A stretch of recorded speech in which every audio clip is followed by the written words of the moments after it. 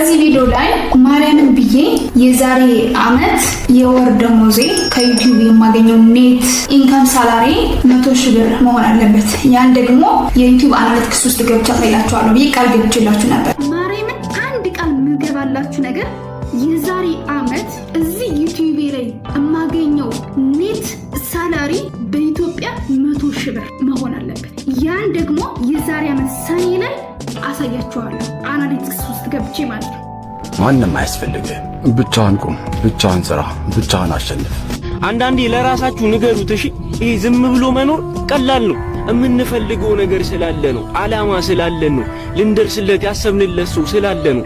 አእምሯችን የተጨነቀ ያራዳ ልጅ አንተ የምትፈልገውን ሰው ደርሰህለት አለሁልሽ እናቴ፣ አለሁልህ አባቴ፣ አለሁልህ ወንድሜ የምትልበት ጊዜ ይመጣል። መድኃኒዓለምን እንደ ወንድ ልጅ እየታገልክን ያለው ባይሳካልህ ራሱ እኮ ራስህን ልታደንቅ ይገባል። ቅዱስ ሚካኤልና እስኪ በጣም የምፈራው በዚህ ምድር ላይ ከሞት የበለጠ ከበሽታም በላይ ከምንም ከሁሉም የከፋ ምን ትልቅ ብትሆን አንገት የሚያስደፋ ድህነት ክፉ ነው። ወዳጅ ያሳጣሃል ለታናሽ ወንድም ታናሽ ያደርጋል። ድህነት ጨካኝ ነው፣ አላዋቂ ያደርጋል። ደሃ አባት እያለ ልጁ ይመጣል። መቆሸሽ ክፉ ነው፣ ከራስ ያራርቃል። ለአባት እምቢ ያለው ለልጅ ይታረቃል። አድማጭ የለህም፣ ቀልድህ አያስቅም፣ ምክርህ አይሰማም በብዙ ብታውቁ። እናም እንደዚህ ነው ድህነት ይከፋል። ሙሉ ሆነ ሳለ ሙሉ ያደርጋል። ማጣት እኮ ክፉ ነው፣ ያስጨንቃል። ማጣት እኮ ስቃይ ነው፣ ህመም አለው። ማጣት እኮ ያለምንም ሰበብ ከምትወድ ያለያያል። ማጣት እኮ ህሊናን እንድታቆሽሽ ይገፋፋል። ማጣት አይደለም ከሰው ከራስህ ጋር ያጣላል። ወገኖቼ ማጣት እኮ ያስለቅሳል። ዘመድ ራሱ እንዲጠላን ያደርጋል። ወዳጅ ባይዱ ዘመዱ ባይድ ይሆንብናል። ሲኖራችሁና ሳይኖራችሁ ከሰው እኩል አይደለም። ሰላምታው ከበሬታው ሁሉ ነገር እኩል አይደለም። ድህነት ድሃ ሲያደርግ ለአውሬ አሳልፎ ቢሰጥ ጥሩ ነበር። ድህነት ድሃ ሲያደርግ ለሰው ነው አሳልፎ የሚሰጥ። ሪያሊቲውን ነው የሚነግር። ድህነት አስቀያሚ ታሪክ ይሰጣል። ድህነት አይኑ ይጥፋ፣ ቀና የማያደርግ አንገት የሚያስደፋ ደስታን የሚያርቅ ሰውነትን የሚያደርግ ዘመድ ጓደኛ ሁሉንም የሚያርቅ ድህነት አይኑ ይጥፋ። በሱ ምክንያት ስንቱ ከኔ ራቀ፣ ስንቱ በኔ ከፋ። ድህነትማ አይኑ ይጥፋ።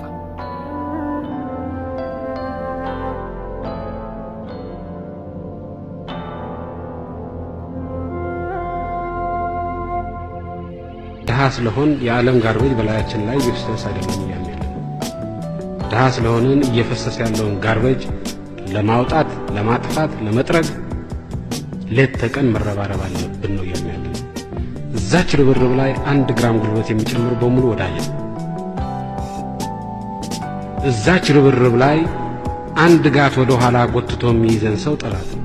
ቤተሰብ ግንኙነት ዴሞክራሲያዊ እንዲሆን በተለይ ሴቶች አንድ የማይታለፍ በጣም ቁልፍ መሳሪያ መያዝ ይኖርባቸዋል። ነፃ የገቢና የኑሮ ምንጭ ያላችሁ ሴቶች መሆን መቻል አለባችሁ። እና በቃሌ መሰረት የት እንደደረስኩ ማሳየት አለብኝ። ምክንያቱም መዋሸት አልፈልግም። ዩቲዩብ ቻናል ለእኔ ሳይድ ጆብ ነው እንጂ የመጀመሪያ ስራ አይደለም። የዩኒቨርሲቲ አስተማሪ እንደሆንኩ በተደጋጋሚ ተናግሬያለሁ፣ ብዙዎቻችሁም ታውቃላችሁ። እና ዝም ብዬ አጭበርብሬ ወይም ደግሞ የማላደርገውን ነገር አደርጋለሁ ብዬ እናንተን ዋሽቼ በቪው ገንዘብ ለመሰብሰብ አይደለም ዩቲዩብ ቻናል የከፈትኩት። 100,000 200,000 300,000 ወይም ደግሞ 500,000 ሰብስክራይበር አግኝቼ ለማቆምም አይደለም። እድሜ ልኬ ለመስራትና በሚሊየን ሰዎች እይታ ውስጥ እንድገባ ነው የምፈልገው። እያንዳንዷን መሰራትን ነገር እያንዳንዷን ማወራትን ነገርና ማሳያትን ነገር ያየሁትን፣ የተረዳሁትን፣ ያደረግኩትን፣ የጠቀመኝን እና ያሰራልኝን ነው። እናንተም እንድትጠቀሙና እንድትለወጡ ስለምፈልግ ብቻ ነው ከዚህ ጋር መጥቼ ማወራው። ያን ሳደርግ ለኔ ጥቅም አገኛለሁ? አዎ አገኛለሁ። ለኛስ ጥቅም ትሰጭናለሽ? አዎ ጥቅም ሰጣችኋለሁ። ምክንያቱም ሪያሊቲን ነው እየተናገርኩ ያለሁት ከተረዳችሁኝ ማለት ነው። በቅርብ ያላችሁ ሰዎች የኔን ሪል የሆነ ማንነትና ስራዬን በደንብ ታውቃላችሁ። በቃሌ መሰረት አሁን 100,000 ብር አግኝቻለሁ አላገኘሁም፣ እሱን ነው መናገር የምፈልገው። ይሄ በዛን ሰዓት የተናገርኩበት ኢንቴንሽን ወይም ደግሞ ፍላጎቴ ምንድነው? ዩቲዩብ አይጠቅምም፣ ዝም ብላችሁ ነው የምትለፉት። በተለይ ደግሞ ኤጁኬሽናል ኮንተንት ያላችሁ ለምትሉ ሰዎችና አንዳንዶቻችሁ ደግሞ ሳይገባችሁ በቃ ዝም ብሎ የሚያደክም የሚያለፋ የማይከፈለን ለሚመስላችሁ ሰዎች በርታችሁ እንድትሰሩ እንድትለወጡ ስለምፈልግ ብቻ ነው። የመስራት ዓላማ ያላችሁ ፍላጎት ያላችሁ እና የጀመራችሁ ሰዎች ቀጥሉበት፣ በርታችሁ ስሩ። ጀማሪዎች እደጉ ለማለት ያክል ነው። በተጨማሪም እኔ እንደምታውቁኝ ጥግ ድረስ ድህነትን ያየው የተፈተንኩ ልጅ ስለሆንኩኝ በጣም ሲበዛ ድህነትን ከሚጠሉ ሰዎች አንዷ ነኝ። መፍራት አይደለም የምፈራው ጤናዬን እንዳላጣ ብቻ። ድህነትን ግን ትናንት ብዙ ነገር ተፈትኜ የመጣው ልጅ ስለሆንኩኝ ድህነትን አልፈራም። የምፈራው ጤናዬን ማጣት ብቻ ነው። እንደኔ ማያልፍ መስሏችሁ ስትራግል እያደረጋችሁ ያላችሁ ሰዎች ዝም ብላችሁ ስሩ፣ ቀን ያልፋል፣ ያ ታሪክ ይሆናል ብዬ ደጋግሜ ነግሬያችኋለሁ። እናንተ ለማነቃቃት ወይም ደግሞ ሞቲቬሽናል ስፒች አይደለም፣ ሪል የሆነ ላይፌ ነው አሁን ደጋግሜ እያወራሁ ያለሁት እና የዛሬ አመት ቃልም የገባሁላችሁ ለዛ ነው። ከዛ በኋላስ ምንድነው የተፈጠረው? ዝም ብዬ እኮ ይሄን ትቼ አሁንም ቀጣይ ስራዬን መስራት እችል ነበር፣ ወይም ደግሞ ቪዲዮዎችን አፕሎድ እያደረኩ መሄድ እችላለሁ። ነገር ግን የሆነ አለ አይደለ እውነቱን እውነት ውሸቱን ውሸት የሆነው ሆኗል ያልሆነው አልሆነም ማለት በጣም ያስደስተኛል። ሆነስ የሆነ ነገር ደስ ይለኛል። በዩቲዩብ 100,000 ሰብስክራይብ ማለት ቀላል ነገር አይደለም። በእርግጥ ለኔ ያ ትንሽ ነገር ነው። በትንሽ ነገር ሳቲስፋይድ አልሆኑም። ለምሳሌ 100,000 ሰብስክራይበር ስታገኙ ኬክ ይቆርሳሉ፣ የዩቲዩብ ስሊቨር ያመጣሉ፣ ያንን ያሳያሉ፣ ከጀርባ ያደርጉታል ወር ሳምቲንግ ገና የሌሎች ዩቲዩብ ቻናሎችን ከ100,000 ያለፉትን ሄዳችሁ ማየት ትችላላችሁ። ያን እኔ አላደረኩም፣ ግን ለራሴ ክሬዲት እሰጣለሁ። ከዜሮ ተነስቼ እዚህ መድረሴ የንም አልመረዳት አይደለም። ጎን ለጎን ይሄን ዩቲዩብ ቻናሉን ከፍቼ እንደዚህ መስራት ይቀርና በራሴ መጀመሪያ ዲግሪና ሁለተኛ ዲግሪን የተመረኩበት ወይም ክሬዲት እሰጣለሁ እንደሌላው ተማሪ ስላልነበርኩ ማለት ነው። ወደ ዋና ፖይንቴ እንመለስ። አሁንም ጀማሪ ዩቲዩበሮች ተስፋ እንዳትቆርጡ፣ ጠንክራችሁ ስሩ። የብዙዎቻችሁ ጥያቄ ግን አሁንም ያን 100,000 ብር ፐርመንስ ሰርች አሳያችኋለሁ ያልሽውን አሳይን እንደምትሉ ምንም ጥርጣሬ የለኝም። ምን ተፈጠረ መስላችሁ? አብዛኞቻችሁ እየተከታተላችሁኝ ስለነበረ ሰውነቴ እየደከመ ቃል እየተቀየረ በየጊዜው ቪዲዮ አፕሎድ ማድረግን መተው እነዛ ነገሮች ሀፕን እያደረጉ መጡ።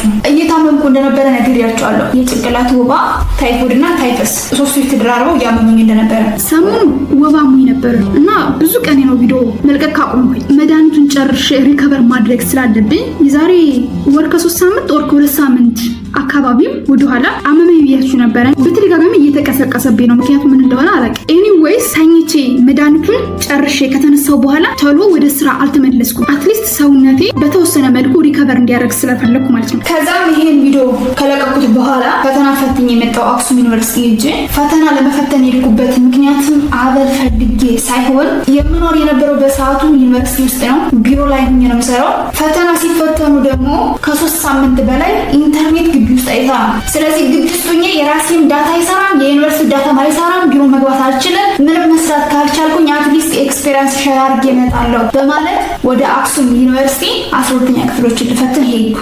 ከ3 ሳምንት በኋላ ፈትኜ ስመለስ ወዲያውኑ አንድ ቪዲዮ አፕሎድ አደረኩላችሁ። ከዛ በኋላ ቢሮዬን ቀለም እያስቀባው ኖርማል እንዲሁ አመመኝ። ሰዎችን ትቻቸው ወደ ሕክምና ቦታ ሄድኩኝ። ከዛው ሕክምና ቦታ ብዙ ሰዓትን እንደምቆይ ተነገረኝ። ደውዬ ቁልፉ የቢሮ በር ላይ ነበረና እዛው ቢሮውን ለሚቀቡልኝ ሰዎችን የሆነ ቦታ ደርሼ ልምጣ ብዬ ነበር የወጣሁት። ዘን ስታፎች እንዲቆልፉልኝ ነገርኳቸው። ሄደው ለሰራተኞች ብሩን ሰጥተው ቢሮውን ቆልበው ቁልፉን ይዘውልኝ ሄዱ። እኔም ወደ ቤት ተመልሼ ተኛው ለ3 ሳምንት አካባቢ መድኃኒቱን ወሰድኩኝ። አልተሻለኝም። ተመልሼ ሄድኩኝ። ተመልሼ ቼክ ስደረግ አሁንም የጭንቅላት ወባ፣ ታይፎይድ፣ ታይፈስ ሶስቱን በሽታዎች ሪከቨር አላደረኩም። ሰውነቴ በጣም ደክሟል። ከዛ በላይ መድኃኒት መውሰድ አልችልም። ግሉኮስ ምናምን ተሰጠኝ። ኢንዘን በኢንጀክሽን ነው በመርፌ መልኩ እንዲሰጥ የተደረገ 3 መድኃኒት ያን ወሰድኩኝ። አልተሻለኝም። ተመልሼ በጣም ተስፋ ቆረጥኩ። አይደለም ስራው መቅረቱን ተውትና መኖር ሁላ አልመሰለኝም። በቃ ላይፌ ላይ ምን እየተካሄደ እንደሆነ አላውቅም። የነበረኝን ኤነርጂ የነበረኝን አለማ ታውቃላችሁ። ያ ሁሉ ባንዴ ዜሮ ሆነ። እዚህ ዩቲዩብ ቻናል ላይ መጥቶ ቪዲዮ አፕሎድ ምናምን ማድረግ እሱን ተውት። መኖር ግን አቃተኝ። አልበላም፣ መድኃኒት ወስዳለሁ። ኖርማሊ ከሰው ተራ ወጣሁ። ተመልሼ ሄድኩኝ መድኃኒቱን ስጨርስ። ዶክተሮቹም ጨነቃቸው። ትንሽ እስኪ ረፍት አድርጊ፣ እያስመለሰሽን ሆድሽ ላይ ባይቆይም እነዚህ ነገሮች እስኪ ተጠቀሚ ለአንድ 2 ሳምንት እና ካልተሻለሽ ተመልሰሽ ነው ያሉኝ። እነሱም ሲጨንቃቸው ተመልሼ ሄድኩና ያው ያሉኝን ነገር እያደረግኩኝ 1-2 ሳምንት ቆየሁ። አልተሻለኝም። ተመልሼ ሄድኩ። ተመልሼ ሲሄድ ነሐሴ ማለቂያ አካባቢ ነፍሰ ጡር እንደሆንኩ ተነገረኝ። ደስ ነው ያለኝ በሰዓቱ። መውለድ እፈልጋለሁ፣ ግን በዛን ሰዓት አይደለም መውለድ የምፈልገው። ያስቀመጥኩት ዓላማ ወይም ደግሞ ግብ ነበረኝ። ስለዚህ ያን ሙሉ አቺቭ ማድረግ አልቻልኩም። እስቲል ግን በጣም ደስተኛ ነኝ። ምክንያቱም እንደነገርኳችሁ የጭንቅላት ወባ፣ ታይፎይድ፣ ታይፈስ እና እርግዝናው አንድ ላይ ተደማምሮ ሰውነቴን እያደከሙ ያለው እኔም ራሴን እየተንከባከብኩ አይደለም። 3 ወር እየሆኑ ነበረ እኔ እርግዝና ሳቀ ማለት ነው። እና ያንን ስናቅ እኔም ባለቤቴን በጣም ደስ ያለን ማርያምን። እንደነገርኳችሁ አንዳንድ ሰው ስቴብል ሳይሆን የሚፈልገውን ነገር ሳያሟላ ከሌሎች አንጻር ሲታይ ደህና ህይወት ነው የምንኖረው። ባለቤቴን ባንክ ላይ ነው የሚሰራው፣ እኔም የዩኒቨርሲቲ አስተማሪ ነኝ። እዚህ ሶሻል ሚዲያ ላይ ማገኘውን ተውትና ኖርማል ደሞዛችን እንኳን እኛን ማስተዳደር ይችላል። ነገር ግን እኔ የምፈልገው አይነት ላይፍ ነበረ፣ አላማ ነበረኝ።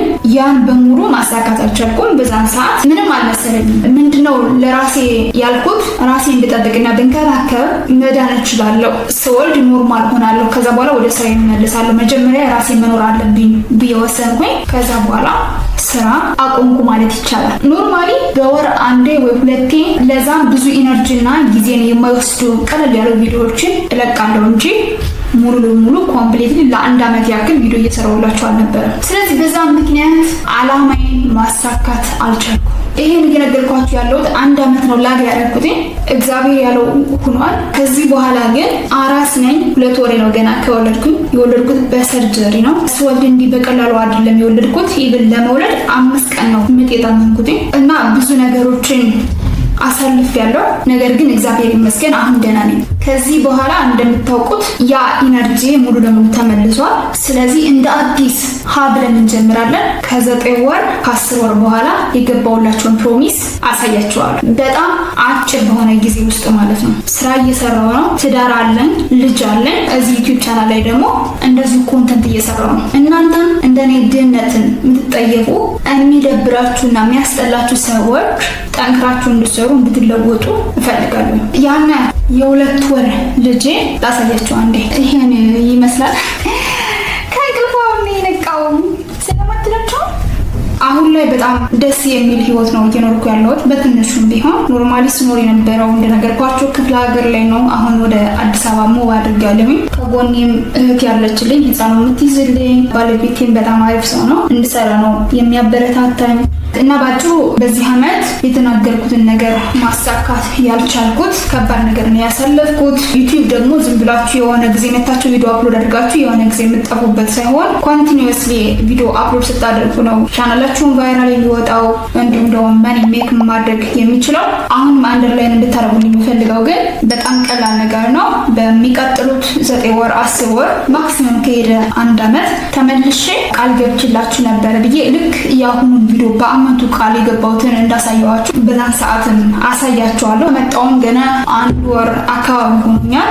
ስቴታፕ እያመቻቸው ነው ቪዲዮ እስካሁን ያለቀኩትኝ። ከዚህ በኋላ ግን አሪፍ ኮንተንቶችን በተለያየ ዓለም ላይ ያላችሁት ወንድሞች በሶሻል ሚዲያ እና በዩቲዩብ እንዲሁም ደግሞ ዲጂታል ማርኬቲንግ ላይ ብቻ ሳይሆን ኖርማሊ መሬት ላይ ሀገራችን ላይ ምን ብትሰሩ ውጤታማ ልትሆኑ እንደምትችሉ ስለ ኤአይ ስለ ሪሰርች ኮርሶችንም በጣም ብዙ ጠቃሚ ነገሮችን አፕሎድ አድርግላችኋለሁ። እንዲሁም ደግሞ በየሳምንቱ ሊሆን ይችላል በየ2 ሳምንቱ የቲክቶክ ፔጅ ላይ ገብቼ ላይቭ ላይ ጥያቄ ካላችሁ ፌስ ቱ ፌስ እየተያየን የምናወራበት ወይ ይፈጠራል። የምትፈልጉትን ማቴሪያልን የቴሌግራም ቻናል ላይ አፕሎድ አድርግላችኋለሁ። ላለፉት 1 ዓመት የነበረኝ ጊዜ በአጠቃላይ ይሄን ይመስላል። በሌላ ቪዲዮ በላ ታይም እስክንገናኝ መልካም ጊዜ ይሁንላችሁ።